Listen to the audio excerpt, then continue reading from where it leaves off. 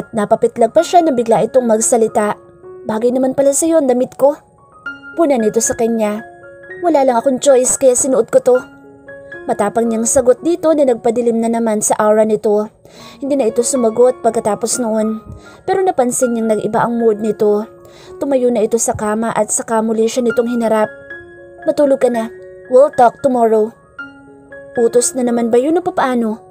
Tumalikod na ito sa kanya at alam niyang may laman ang sinabi nito sa kanya kanina lang. We'll talk tomorrow. Kahit na medyo masakit pa rin ang ulo niya, ay hindi pa rin siya nakatulog agad. Siguro dahil na rin na-relax siya sa pagkakapaligo niya kanina. Pero kasi, bakit ba kailangan pa siya nitong iuwi dito sa bahay niya? Pwede naman na idiretso agad siya nito sa apartment niya. Tuloy, para siyang namamahay. Hindi siya makatulog. Hindi pa rin nawawala sa isip niya ang sinabi nito bago ito umalis kanina. Ano naman kaya ang pag-uusapan nila? Siguro, kung ano na naman kasinungalingan ang sasabihin nito sa kanya.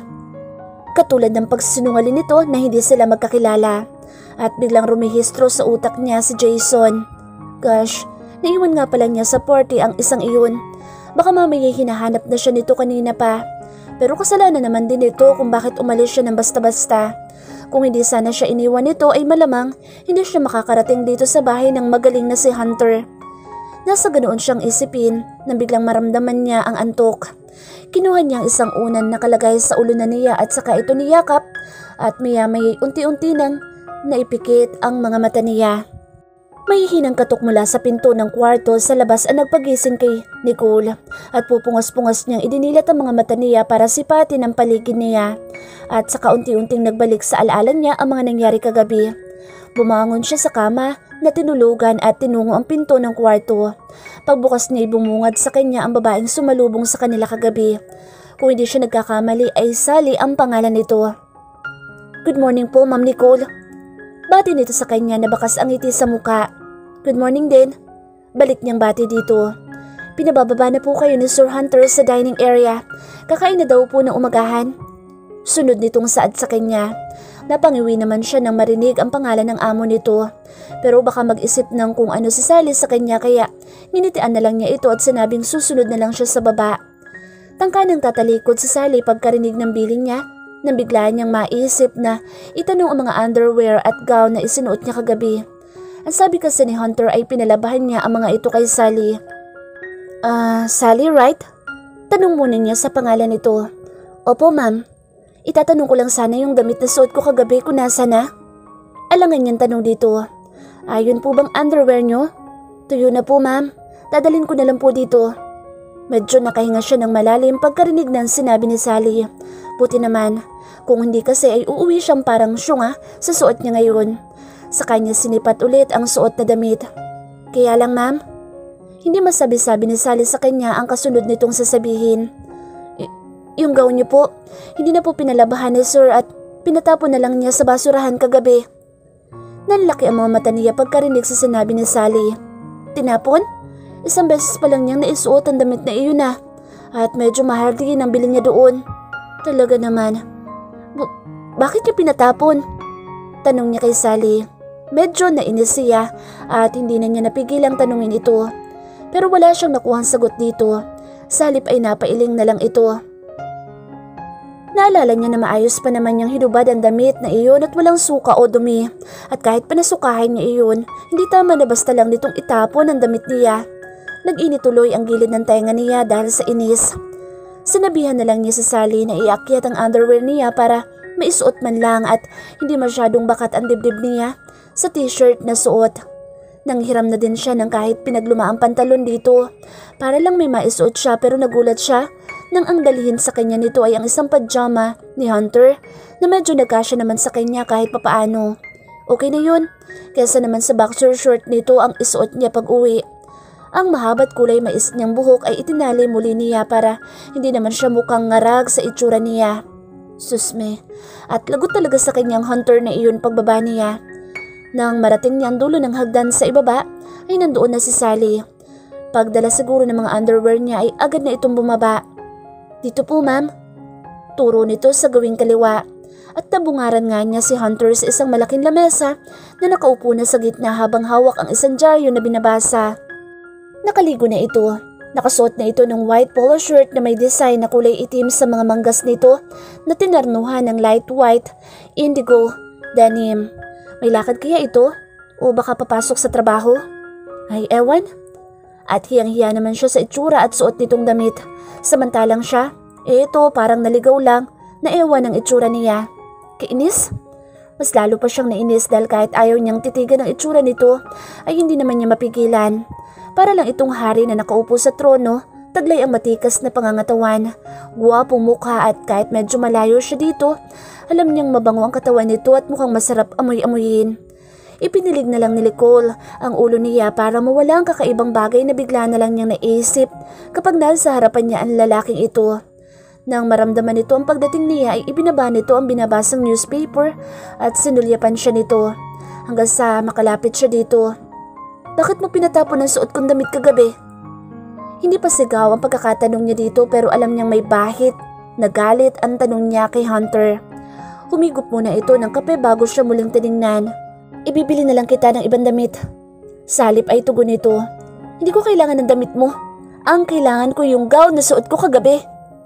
Hindi na niya napigilan ang pagtaas ng boses para lang malaman nito na galit talaga siya sa ginawa nito. Agad na nagtagis ang mga panga ni Hunter pagkarinig niya sa sinabi niya.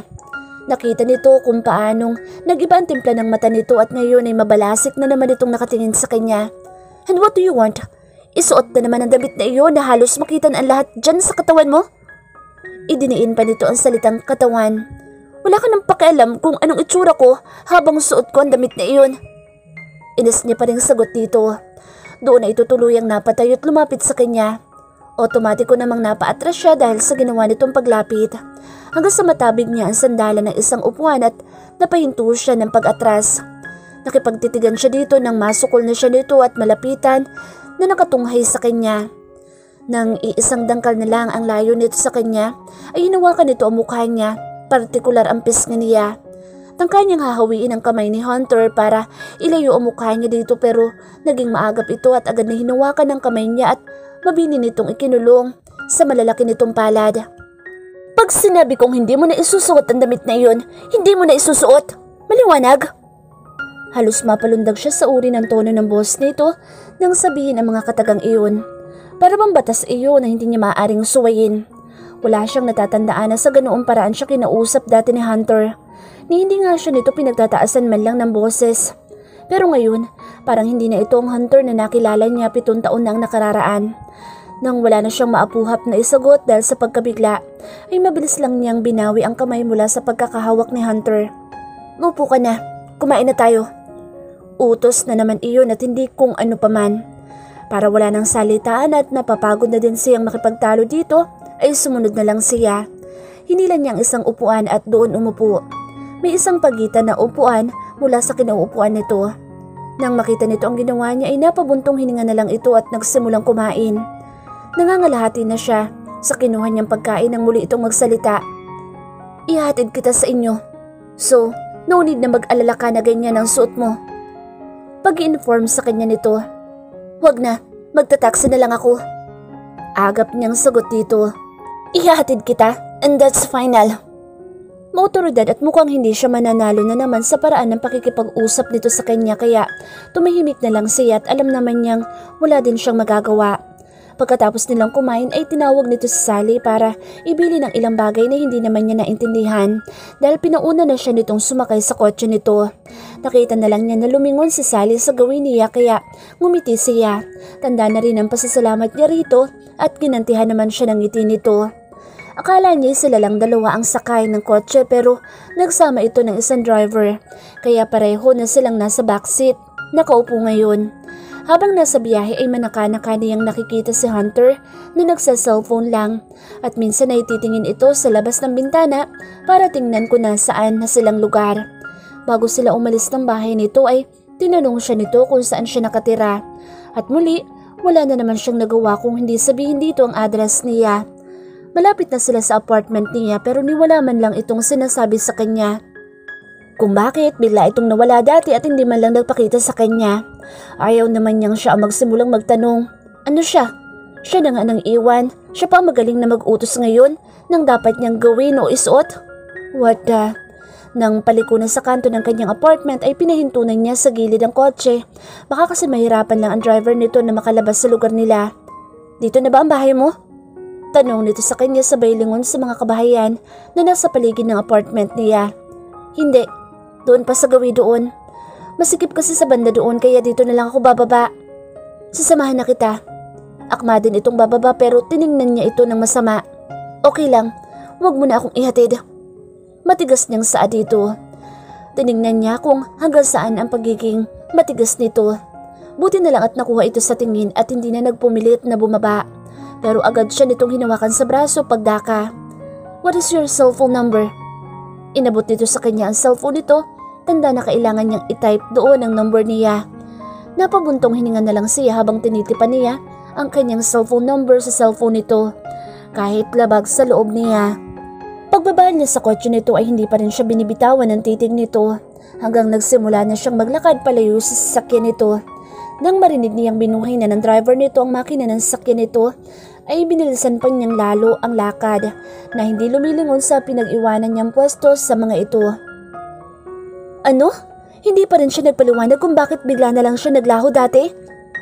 Hindi makapaniwalang tanong ni Monica sa kanya. At take note, magkasama pa kayo magdamag niyan ha? Pero walay pa rin? Hindi pa rin nagpaliwanag? Ano ba yan? Dismayado nitong komento sa kanya. Ano magkasama? Hindi kami magkasama, okay? Magkaiba kami ng kwarto. Paglilinaw niya dito. Okay, pero magkasama pa rin kayo sa iisang bahay, hindi ba? Bakit hindi pa rin niya nasabi sa iyo ang dahilan kung bakit siya biglang naglaho dati? Maging siya'y nagtaka rin pero wala sa hinagap niya na siya pa ang una magtatanong dito sa kung ano ang letsyang dahilan niya. Baka mamaya isipin pa ni Hunter na naghahabol siya dito kaya tanong siya ng tanong. Wag na lang. Saka sabi naman niya sa sarili niya na wala na siyang pakialam dito. Matagal na iyon.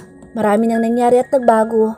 At dapat lang na hindi na big deal sa kanya iyon. Total, mga bata pa naman sila noon. Sige na, mamaya na lang ulit tayo magkwentuhan. Para makaiwas na lang din sa katatanong ni Monica sa kanya.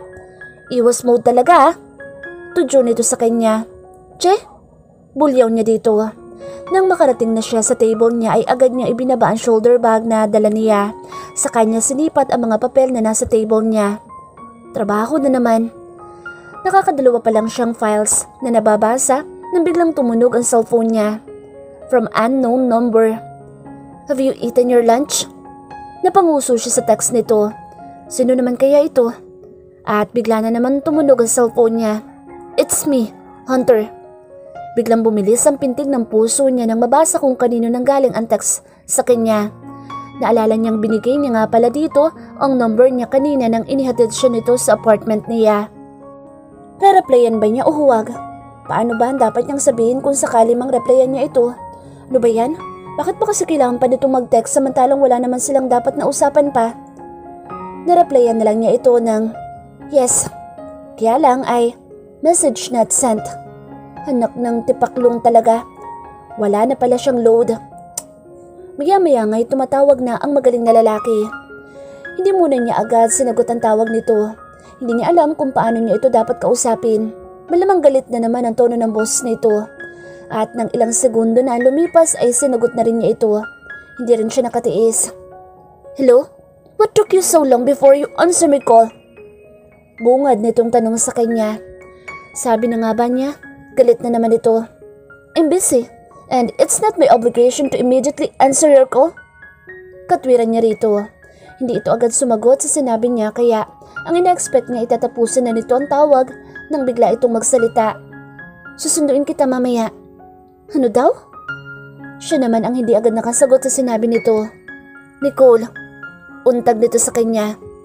Bakit mo ko susunduin? Anong meron? Mataray pa rin niyang tanong dito. We need to talk. Mag-usap?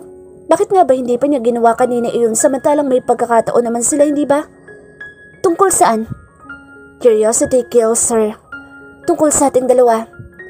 May kakaibang kaba ang biglang sumulpot sa dibdib niya pagkarinig sa sinabi ni Hunter sa kabilang linya. Pero para namang may kung anong nagbulong sa kanya na wag na lang itong pakinggan. Lalo na't hindi na naman na siya naghahangad pang malaman kung anumang dahilan mayroon ito sa pag-iwan nito sa kanya dati. Wala na tayong dapat na pag-usapan pa.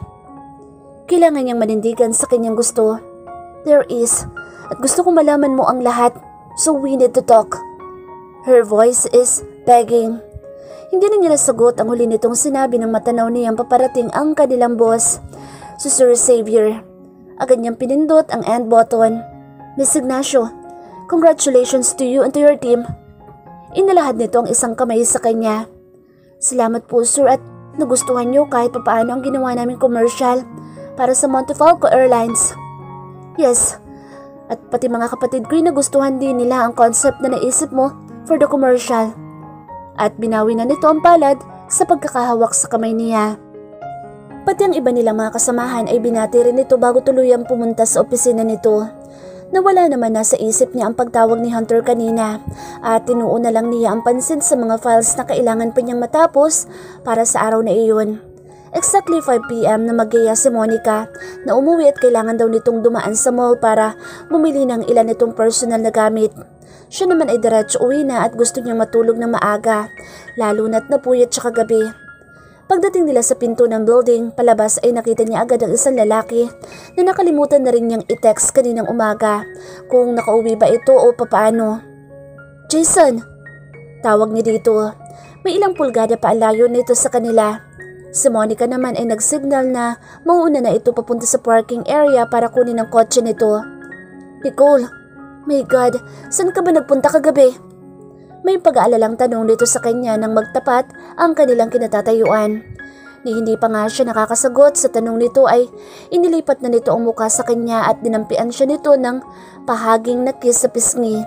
Beso-beso ba? Sanay na siya dito sa mga ganoong gawin nito, lalo na't magkaibigan naman sila. Tanggap naman ito ang sitwasyon nila na hanggang magkaibigan lang silang dalawa. Nang makita niyang hindi pa rin nawawala ang pag-aalala nito sa kanya, ay sinubukan niya magpaliwanag dito. Ano kasi? Bale, sumakit ka sa tiyan ko kagabi kaya umuwi na ako kaagad. Nag-taxi na lang ako. Pinuntahan kita sa labas ng CR na pinuntahan mo kaya lang wala ka naman doon. Pagsisinungaling niya dito. Ngayon niya lang nalaman na magaling pala siyang maghabi ng kwento. Kasi pagkalabas ko ng CR ay may kumausap sa akin na investor para sa next naming project. Tapos nung binalikan naman kita sa pinag-iwanan ko sa iyo kagabi, wala ka na roon. Pagkukwento nito, buti na lang at sumakto ang naisip niyang palusot dito at naramdaman na lang niyang unti-unti ay lumalakad sila patungo sa sasakyan nito. Hatid na kita nang makabawi naman ako sa iyo last night. Nakangisi nitong saad sa kanya. Tumango na lang siya at mas okay pa nga iyon para hindi na siya mag-commute. Siguradong nauna na si Monica at kabisado na nitong pag nagpunta si Jason sa opisina nila ay yayayain siya nitong lumabas. Pero bago pa siya makasakay sa passenger seat ng kotse ni Jason ay may biglang humiklat sa braso niya at kinabahan siyang nilingon ito. Pati si Jason ay napalingon din. Akma pa lang nitong bubuksan ng driver's seat ng kotse nito. Hunter, where are you going?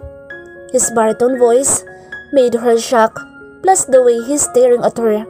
Para itong galit na galit. Uuwi na. San pa? Sagot niya dito habang hinihila ang braso nito sa kanya. Pero hindi nito binibitawan ang braso niya at napansin agad ito ni Jason. Hey Hunter, what are you doing? Bakit ayaw mong bitawan si Nicole? Hindi ito sumagot sa tanong ni Jason. Sa halip ay hinila pa siya nito papunta sa kotse nito at hindi naman sila nahabol ni Jason dahil may mga nagdaang kotse at naharang ito sa pagtawid. Get in! Galit nitong utos sa kanya. Sa takot niya sa ikinikilos ni Hunter ay pumasok na lang siya sa loob ng sasakyan nito at mabilis nitong sinarado ang pinto. Sakto naman na nakasakay na rin ito sa loob ng kotse nang makatawid si Jason at hindi na sila naabutan. Mabilis nitong pinasibat ang kotseng sinasakyan nila at kulang na lang ay mapatili siya sa ginagawa nitong pagmamaneho. Ano ba Hunter? Magpapakamatay ka ba? Sigaw niya dito nang hindi pa rin ito nagbagal kahit nakalayo na sila sa building ng opisina nila. Medyo nahimas-himasa naman ito nang marinig ang boss niya kaya medyo nabawasan ang takot niya nang unti-unti ay naging normal ang takbo ng sasakyan nito. Hindi pa rin ito nagsasalita. Nitingnan ay hindi siya nito tinitingnan. Diretso lang ang mga mata nito sa daan. Gusto sana niyang tanungin kung saan sila pupunta at bigla ay isinakay na lang siya nito sa kotse. Pero naisip niyang baka magalit na naman ito o singhalan siya. Kaya minabuti na lang niyang tumahimik. Nang medyo malayo na ang tinatakbo ng sasakyan nila, ay napatingin siya sa daang tinatahak nila. Parang pamilyar ang daang nakikita niya. At bigla ay naisip niya ang bahay ni Hunter na pinanggalingan niya kagabi. Bakit dito sila pupunta? Nilungon niya si Hunter pero nanatili pa rin itong seryosong nagmamaneho. Sumasakit na naman ang ulo niya sa lalaking ito. Parang ilang beses pa lang silang nagkikita nito pero ang stress na naidulot nito sa kanya ay mga 101% na. Nang pumasok sila sa subdivision ay nakumpirma niyang tama ang unang niyang hinala. Sa bahay nga ni Hunter sila pupunta. Medyo nag-aagaw na rin ang dilim at liwanag nang makarating sila sa mismong bahay nito. Katulad kagabi ay mabilis na bumukas ang gate pagtapat ng kotse nito sa mismong gate ng bahay nito. Binusinahan pa nito ang guard na nagbabantay dito. Pagkaparada ng kotse nito ay una itong bumaba. Siya naman ay hindi kumikilos. Ilang segundo lang ang lumipas ay mabilis naman itong tumapat sa bintana ng inuupuan niya at binuksan ang pinto nito. Baba! Utos nito sa kanya. Inirapan na lang niya ito at padaskol siyang bumaba ng kotse nito. Nauna pa rin itong pumasok ng loob ng bahay nito kahit na nilagpasan niya itong pagbaba ng sasakyan. Dumiretso agad dito sa sala pagkatapos ay tinawag si Sally. Magluto ka ng hapunan namin ni Mom Nicole mo. Utos nito kay Sally. Sige po sir. Agad ay sagot ni Sally sa amo nitong weirdo. At ramdam niya na medyo sanay na siguro ito sa ugali ng amo nito at hindi man lang natakot nang marinig nito ang boses ni Hunter. Pagkatapos nitong kausapin ng amo nito ay siya naman ang binalingan nito. Katulad kaninang umaga bago siya umuwi ay nginitian lang siya nito nang magtama ang kanilang mga mata. At alam na niyang ito ang paraan ng pagbati nito sa kanya. Muntik pa siyang mapamura nang bigla na naman siyang hinila sa kamay ni Hunter at tinungo nila ang taas. Partikular ang kwarto nito na una nilang pinuntahan kagabi. May puwersa ang ginawa nitong paghila sa kanya. Papasok sa kwarto nito at ramdam niya ang pamumula ng kanyang pulsuhan. Nang makapasok na sila sa loob ay sa kanya ito hinarap at mabilis na tinanong. Ano bang problema mo ha, Hunter? Bakit mo ba ako dinala dito? Inis na niyang tanong dito. Doon niya lang nakita ng malapitan ang mga mata nito. Parang may tumusok sa puso niya nang makita niya sa itsura nito. Lalo na sa mga mata nito ang pagod at galit. I told you, we need to talk. Pero anong ginawa mo? Sumama ka pa sa pinsan ko? Galit nitong sagot sa kanya. Ano naman sa'yo kung sumama ako sa kanya? Asik niya dito. Lalong dumilim ang mga mata nito at nagtagis ang panga. Halatang hindi nito nagustuhan ang sinagot niya dito. Nakipaglabanan siya ng titigan dito at wala siyang pakialam kung matunaw man siya sa paraan ng pagtitig nito sa kanya. Wala na ito sa tama at kung umastay para bang hindi lumipas ang 7 taon at pakiramdam nito ay boyfriend pa rin niya ito na dapat siyang pagbawalan sa mga ginagawa niya. Tinalikuran na niya ito at hindi na siya makatagal na kasama ito sa iisang lugar. Pakiramdam niya isasabog na ang galit na biglang umahon sa dibdib niya nang maalala niyang muli ang nangyari sa kanila sa lumipas na maraming taon. At akala niya hindi na niya muli pa itong mararamdaman. Pero nang dahil sa pagbabalik nito at paglapit-lapit sa kanya, ay hindi na niya kayang itanggi pa na may galit pa rin siyang nararamdaman para dito. And where do you think you're going? Nakahawak na sa bewang ang dalawa nitong kamay ng lingunin niya. Uuwi na ako. At pwede ba? Huwag ka nang lalapit sa akin kahit kailan. Wala naman tayong dapat na pag-usapan, hindi ba? Kaya kung pwede lang, stay away from me. Hindi na niya napigilan ng masigawan ito dahil sa inis at galit na nararamdaman niya. At wala siyang pakialam kung anong itsura niya ng mga sandaling iyon habang sinisigawan niya ito. Ang mahalagay mailabas niyan tunay niyang nararamdaman. Hawak niya na mahigpit ang dala niyang bag at akmanan niyang pipihitin ang doorknob ng pinto nang bigla ay muli na naman siya nitong hinila sa braso dahilan kung bakit napalingon at pagdaka ay nasubsob siya sa malapad nitong dibdib. Nang iangat niya ang mukha, niya ay nagtama muli ang kanilang mga mata. Hindi katulad kanina ay naglaho ng galit dito at bahagya na itong malamlam at nangungusap. Bitiwan mo ko! Sa uli nasabi pa rin niya kay Hunter. Imbis na bitawan siya nito ay mabilis nitong sinuggaba ng mga labi niya at mariin siya nitong hinalikan. Nanlambot ang kanyang mga tuhod nang maramdaman niyang marahas na dumampi ang mga labi nito sa mga labi niya. Walang ibang laman ang isip niya ng sandaling iyon kung hindi ang bumitaw at kumawala sa mga bisig nito pero sadyang malakas ito at kulang na lang ay madikit siya sa pinto ng kwarto sa sobrang diin ng pagkakadikit ng katawan nito sa kanya. Impit na napaungol siya nang bahagyang lumuwag ang pagkakahalik nito sa mga labi niya. Pero hindi nagtagal ay lalong lumalim ang mga halik na ginagawa nito sa kanya. At maski siya'y nahihirapan na rin kontrolin ang emosyon niya na para bang wala na siyang ibang pwedeng gawin ng mga sandaling iyon kung hindi ang tugunin na ang mapang-angkin nitong mga halik sa kanya. At gusto niyang kastiguhin ang sarili dahil unti-unti nadadala na siya sa malalambot na mga labi nito. Sa paraan ng pang-angkin nito sa mga labi niya at sa huli ay tinugunan niya ang halik nito. Nakala niya ay hindi na niya mararanasan pa mula dito. Naramdaman niya ang isa nitong kamay na kinuha ang dala niyang bag at basta nalang ibinagsak sa sahig. At pagkatapos ay tinawid nito ang daan patungo sa bewang niya at madiin siya nitong hinapit upang lalong ipadama sa kanya ang katawan nito na parang pader sa tigas. Hinawakan ni Hunter ang likod ng kanyang ulo upang lalong palalimin ang halik na pinagsasaluhan nila. At mula doon ay isang ungol ang kumuwala sa kanya. At alam niyang dulot iyon ang kakaibang sensasyon na dulot ng paghalik nito sa kanya. I'll make you mine, Nicole.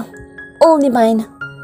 Malinaw at nakapaninindig balahibo ang binulong nito sa kanya na para bang wala na siyang ibang pwedeng gawin kung hindi ang magpasakop dito. Mainit na dampi sa leeg at balikat ang nagpagising kay Nicole. Medyo nahihilo pa siya at pilit niyang dinadama ang bawat halik na unti-unting nagpapagising sa kamalayan niya. Napaungol siya ng bahagya niyang maramdaman ng pagkagat sa kanyang batok. Honey, bulong ni Hunter sa kanya. Nang dahil sa isang salitang iyon ay tuluyan ng idinilat ni Nicole ang kanyang mga mata. Nagulat pa siya nang makita itong nakadantay ang mukha nito sa kanyang leeg habang hinahalik-halikan ang kanyang balikat. Napatingin siya sa kwartong kinaroroonan nila at doon siya napabalikwas ng bangon nang maalala ang mga nangyari kagabi. Maging si Hunter ay nagulat din sa ginawa niyang biglang pagbangon. Agad niyang ibinalabal ang kumot na ginamit nila sa kanyang katawan at laking gulat niya nang tumambad ang gitnang parte ng katawan ni Hunter dahil sa ginawa niyang paghila sa kumot. Sa pagkabigla ni Nicole ay nababa na lang siya ng tingin at kinuha ang isang malapad na unan at saka ito inihagis upang matakpan ang kahubaran ni Hunter. Gusto sana ni Nicole na talunin ang kama nito papunta sa banyo para lang mabilis siyang makalabas sa kwarto nito. Pero nagkamali siya dahil hindi pala ganoon kadali ang lahat pagkatapos ng may nangyari sa kanila. Halos hindi niya maikilos ng maayos ang kanyang mga binti at hita. Ni hindi nga niya maitapak ang paa niya sa sahig dahil sa kirot at muntik pa siyang mahulog sa kama sa paghawak niya sa kumot na nakatapis sa kanya. Doon na lumapit si Hunter na nagmamadaling dinampot at isinuot ang boxer shorts nitong hinubad kagabi. Saglit lang ang lumipas ay nasa tabi na niya ito. Hawak siya sa likod ng bewang niya at balikat. I'll help you. Tatanggisan na siya nang hawakan siya nito sa balikat upang itayo. Pero naramdaman niya na hindi naman ito titigil sa gusto nitong mangyari. At isa pa, hindi talaga niya kayang maglakad na mag-isa papunta sa banyo. Kaya pumayag na lang siya na alalayan siya nito. Pagpasok nila sa banyo ay agad nitong hinawakan ang dulo ng kumot upang hindi niya matapakan. Pagkatapos ay iniupo siya nito sa gilid ng bathtub habang ipinaglalagay siya nito ng tubig na pampaligo. Nang masiguro nito na makakapaligo na siya gamit ang tubig sa bathtub at gatas na nakahalo dito, ay nagpaalam na itong lalabas at ihahanda raw nito ang mga isusuot niya. Nang mag-isa na lang siya sa banyo ay napagtanto niyang parang may nagbago o nawala sa kanyang pagkatao. Pero bakit wala siyang makapang-anumang pagsisisi sa ginawa nila kagabi? Dapat ay lalo siyang mamuhi dito dahil sa may nangyari sa kanila. Ngunit hindi iyon nararamdaman niya. Para bang anuman ang isipin niya, isa pa rin na magiging sagot at yun ay si Hunter. Kaya pinilit na lang niyang kumilos ng para bang normal. At alam niyang ganoon din naman ang gagawin nito pagkatapos. Medyo nagtagal siya sa loob ng banyo dahil nahirapan pa rin siyang kumilos at maglakad sa loob. Isinuot muna niya ang robe na nakasabit sa loob ng banyo nito para may maisaplot siya sa katawan niya at problema pa niya ngayon ang isusuot niya pag nagkataon. At nang buksan niya ang pinto ng banyo ay nabungaran niyang nakaharap sa bintanang salamin si Hunter habang may kausap sa cellphone at ang isa namang kamay nito ay nakahawak sa bewang. Hindi katulad kanina ay nakasuot na ito ng isang t-shirt at pajama. Katulad ng suot nito noong gabing nakitulog siya sa bahay nito. Pero iba na ang kulay at design.